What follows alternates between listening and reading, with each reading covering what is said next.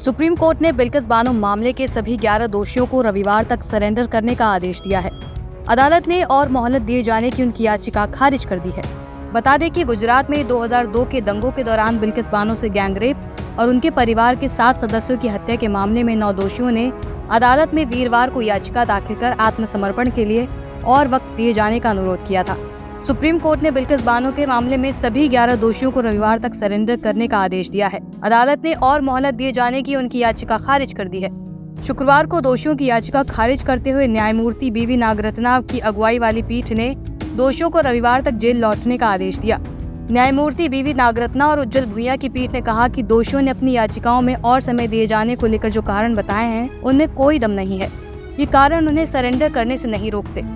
इससे पहले दोषियों की ओर से पेश हुए वकील ने एक एक कर अलग अलग अपने आवेदन बेंच के समक्ष पेश किए। इनमें बुढ़ापा, स्वास्थ्य समस्याएं, सर्जरी और बूढ़े माता पिता की देखभाल से लेकर सर्दियों की फसलों की कटाई और पारिवारिक जिम्मेदारियों जैसे कारण बताए गए।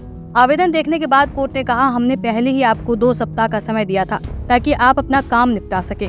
दोषियों में से एक रमेश रूपा भाई चंदाना की ओर से पेश वरिष्ठ वकील वी चिदम्बरेश्वर ने कहा कि वो 62 वर्ष के हैं, अपने वृद्ध माता पिता की देखभाल करने वाले इकलौते हैं, उनकी शादी नहीं हुई थी। पीठ ने कहा, हमें अन्य मुद्दों पर जाने की जरूरत नहीं। कानून के शासन का उल्लंघन हुआ है क्योंकि गुजरात सरकार के पास जो पावर नहीं थी उसे भी अपने हाथों में लिया और उसका दुरुपयोग किया। इस आधार पर छूट के आदेश भी रद्द किए जाने योग्य हैं। हम गुजरात सरकार द्वारा शक्ति के दुरुपयोग के आधार पर छूट के आदेशों को रद्द करते हैं। सभी दोषियों के आत्मसमर्पण करने की समय सीमा 21 जनवरी को समाप्त हो रही है। इससे पहले सुप्रीम कोर्ट ने गुजरात सरकार पर अपनी शक्तियों का दुरुपयोग करने का आरोप लगाते हुए बिल्किस की 11 दोषियों को सजा में छूट देने के राज्य सरकार के फैसले को 8 जनवरी को रद्द कर दिया था और दोषियों को 2 सप्ताह के अंदर जेल भेजने का निर्देश दिया था। बता दें कि घटना के वक्त बिल्किस बानो 21 साल की थी और 5 महीने की गर्भवती थी।